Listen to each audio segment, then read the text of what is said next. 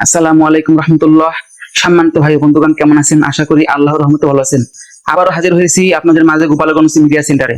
তো ভাই বন্ধুগণ, মান অভিমান কি আপনার আমল নামা আটকে দিচ্ছে না? তো হয়তো কাল সে থাকবে না।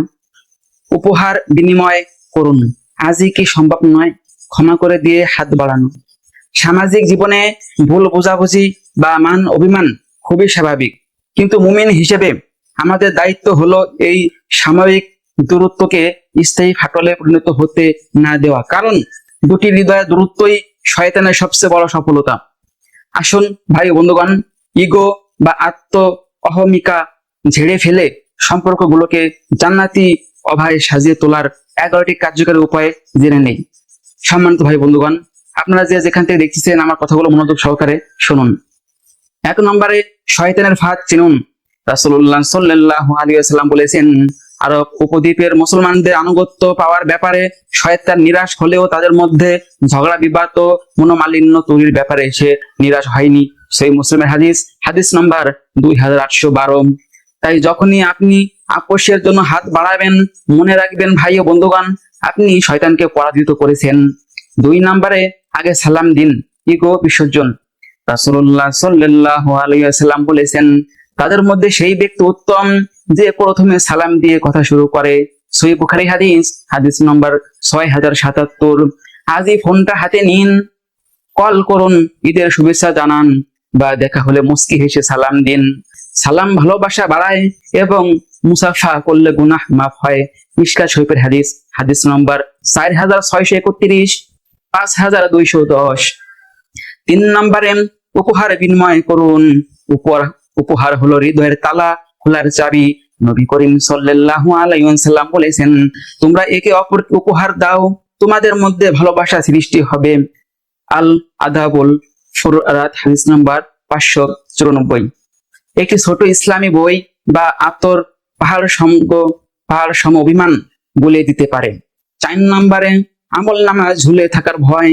সপ্তাহে সোমবার ও বৃহস্পতিবার আল্লাহর দরবারে আমাদের আমল নামা পেশ করা হয়, কিন্তু যাদের মধ্যে ঝগড়া থাকে তাদের ক্ষমা করা হয় না যতক্ষণ না তারা মীমাংসা করে। সহিহ মুসলিমের হাদিস, হাদিস নাম্বার 2565। আপনার সৎ আমল, দান, সাদাকা ও ইবাদত যেন স্রেফ ঝগড়ার কারণে আটকে না থাকে। ভাই ও বন্ধুগণ, সেদিকে খেয়াল রাখতে হবে। 5 নম্বরে, অন্যের জন্য অজুহাত ওজোর খুঁজুন। কারো আচরণ কষ্ট পেলে ইতিবাচক চিন্তা করুন। জাফর বিন মুহাম্মদ রহমতুল্লাহি বলেছেন, তোমার ভাইয়ের আচরণের জন্য অত্যন্ত 70টি অজুহাত তালাশ করো।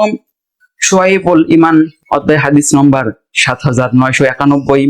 হয়তো তিনি চাপে ছিলেন বা আপনি ভুল বুঝেছেন। 6 নম্বরে হলো, সত্যের উপর থেকেও তর্ক পরিহার করুন। তর্কে জেতা মানে সম্পর্কে জেতা নয়। রাসূলুল্লাহ সাল্লাল্লাহু আলাইহি ওয়াসাল্লাম বলেছেন, যে ব্যক্তি সত্যের উপর থাকা সত্ত্বেও তর্ক পরিহার করবে, তিনি তার জন্য জান্নাতের মাঝখানে একটি ঘরের জিম্মাদার হবেন। সুবহানাল্লাহ। আবু দাউদ শরীফের হাদিস, হাদিস নাম্বার 4800। এই হাদিসটি সনদের দিক দিয়ে সহিহ হাদিস।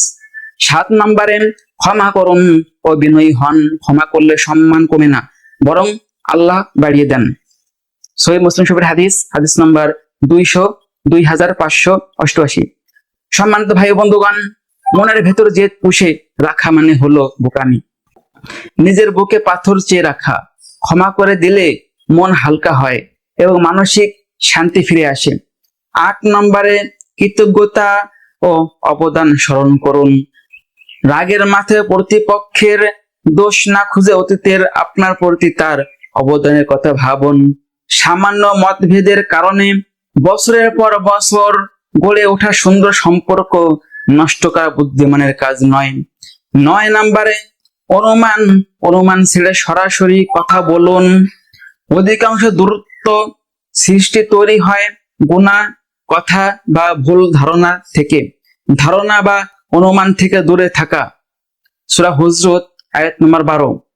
সরাসরি কথা বললে সব জটিলতা নিমেষেই কেটে যায়। 10 নম্বরে, দাওয়াতের আয়োজন করুন। সম্মানিত ভাই বন্ধুগণ, দাওয়াতের আয়োজন করুন। একই দস্তরখানে বসে খান, ভাগ করে নেয়ার মাঝে আলোকিত রয়েছে। আপ্যায়নের মিষ্টতায় সম্পর্কের ফাটলগুলো নিমিষেই জোড়া লেগে যায়। 11 নম্বরে আসমানি ফয়সালা, আস্থা। দুনিয়ার সব কৌশল ব্যর্থ হলে আল্লাহর সাহায্য চান। প্রতিপক্ষের জন্য গোপনে দোয়া করুন। যারা জন্য আপনি আল্লাহর কাছে কাঁদবেন তার প্রতি ঘৃণা বেশিক্ষণ টিকে থাকতে পারে না। দোয়া হলো সেই অদৃশ্য সুতো যা ছেঁড়া সম্পর্ক জুড়ে দেয়। দুনিয়া খুবই ক্ষণস্থায়ী। এই দুনিয়া থেকে আমরা একদিন চলে যাব। আর যার সাথে কথা বলেছেন না কাল হয়তো তার জানাজার খবর আসতে পারে। তাই সম্মানিত ভাই ও বন্ধুগণ, ইগো ত্যাগ করি এবং সম্পর্কে মূল্য দেই। পরিশেষে আমি বলবো ভাই ও বন্ধুগণ, সম্পর্কের বন্ধন টিকিয়ে রাখা কেবল একটি সামাজিক শিষ্টাচার নয়, বরং এটি ঈমানের একটি অবিচ্ছেদ্য অংশ। আমাদের সামান্য ইগো বা অহমিকা যেন জান্নাতের পথে অন্তরায় হয়ে না দাঁড়ায়। মনে রাখবেন ভাই ও বন্ধুগণ, ক্ষমা করা মানে হেরে যাওয়া নয়, বরং এটি বিশাল হৃদয়ের পরিচয় এবং আল্লাহর প্রিয় হওয়ার অন্যতম মাধ্যম। জীবনের এই সংক্ষিপ্ত সফরে প্রিয়জনদের সাথে তিক্ততা পুষে রেখে লাভ কি ভাই? হয়তো কাল ক্ষমা চাওয়ার বা দেওয়ার সুযোগটি আর নাও থাকতে পারে। তাই আসুন আজই সব দ্বিধা বা অভিমান ঝেড়ে ফেলে বন্ধুত্বের হাত বাড়িয়ে দেই। নিজের আমলনামাকে সচল রাখতে এবং অন্তর প্রশান্তি ফেরাতে সম্পর্কের সেতু বন্ধন আবার মজবুত করি।